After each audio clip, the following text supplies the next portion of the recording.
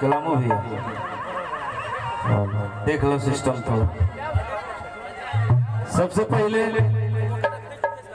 एजा उपस्थित तमाम जितना भी लोग हमारा वार जवार के लोग बा, दोस्त संगतिया जे विराजपुर हाई स्कूल में पढ़ल बा, सबके अभिनंदन स्वागत।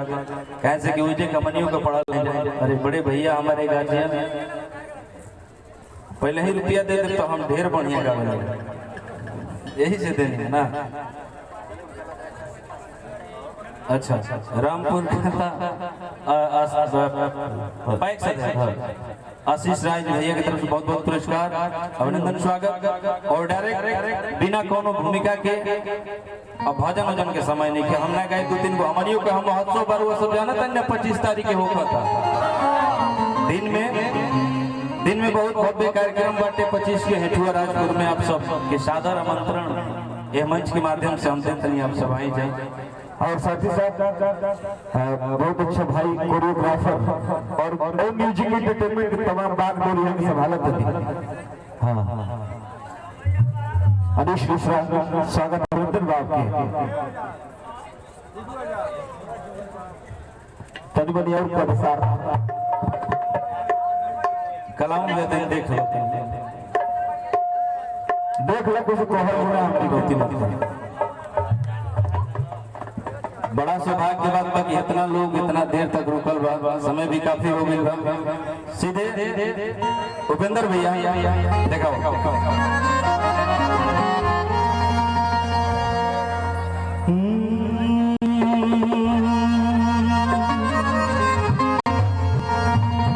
भैया जमाना डिजिटल हो गई बा, हर कोई के हाथ में मोबाइल हो गई बा। बरजेश सिंह ऑफिशियल से लाइव आप सब जे भी घर पे भी बानी पर वो सब देख सकीला। कोनो भी कार्यक्रम हर अपडेट हमारा अपना ऑफिशियल पेज से आप सबके मिलत रहेला। आप सबके प्यार आशीर्वाद इन्हें बहुत ही हमारे खास और हमारे दिल के करीब रंजू भैया जे की बड़ा प्यार करेले हमरा के। मोनू बाबा जवानी में बुढ़ा गए उनकर बातियां छोड़ दिया ज्यादा। तीनों जानी है नहीं आई, तीनों जानी डायरेक्ट और भजन सजन ना हो गोड़ लगत नहीं है हिना जी।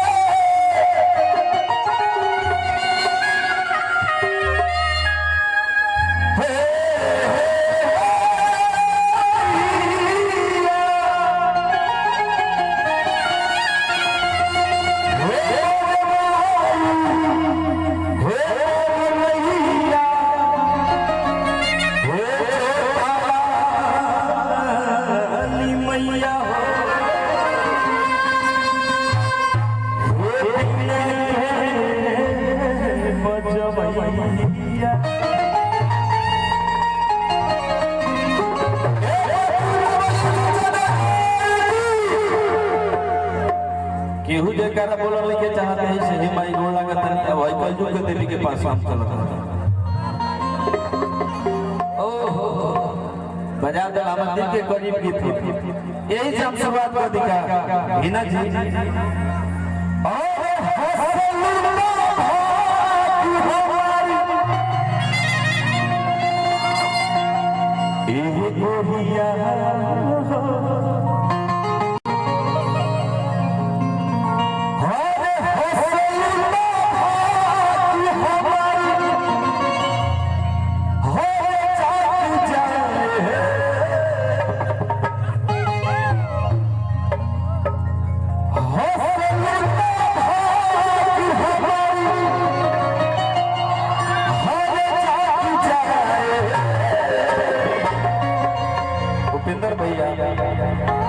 और नाल में हमारे गार्जियन बादशाह अभय बाबा, जगदम्बा बाबा, गुलाम जी के गोलक छा भाव बाबा इन्हें भूगा तनी बाहर होली यहाँ के मिजाज अलग। अच्छा अगल बगल से ₹1 देते नहीं जा भाई। भैया खींचा हमरे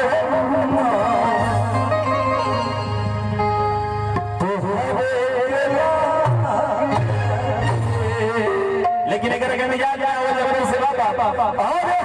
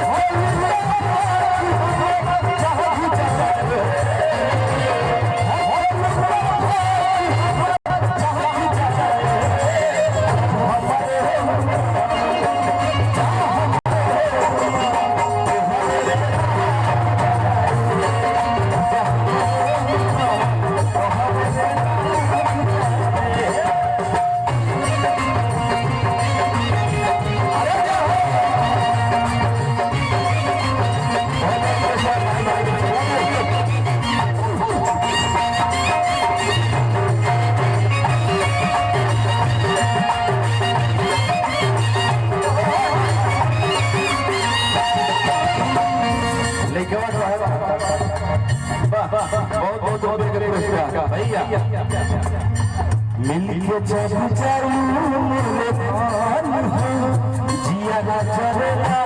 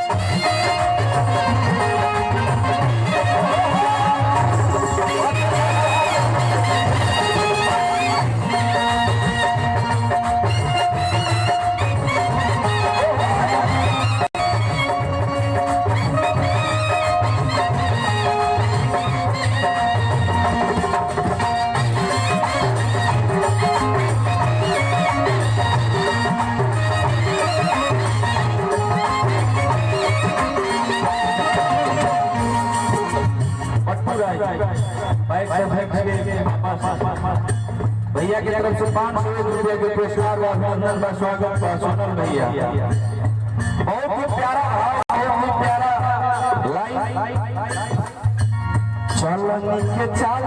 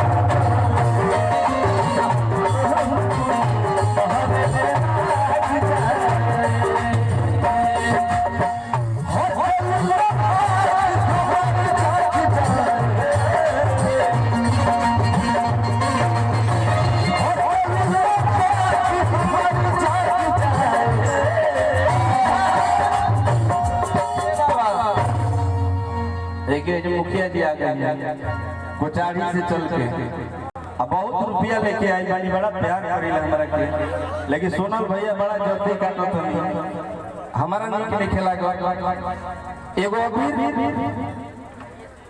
हमारा खातिर हुआ आगे तो एगो अबीर बनत रहो चरण में बड़ा प्यार दुलार मिलला तरीके से लगा वाह अबीर हाथ में आगे तन ही ना दिए जाए तो ओइ जे रह हे जाए ना हमरा ए भैया बाबा हो मिस देहनी गहल जोबन कहिनी लाल लाल आ देखली ही दीदिया तो हो जाई कि चाहल देखी राउ जीवा छोड़ा और चलो किस्मत छबही जीजा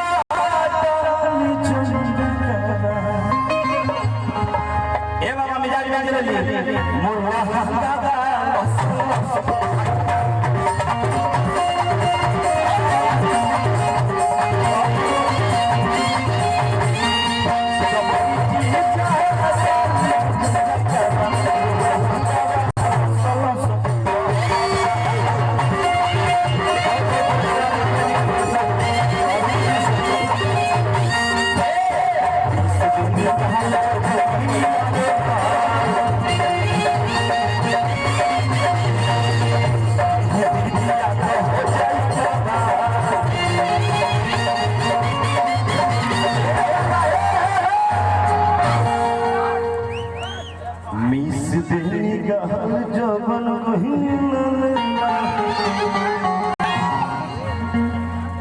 देखी दीदिया तो हो जाई बाबा कि चाहल देखी राउ जीवा छोड़ा और तेरा किस्मत बाबा ला जबरी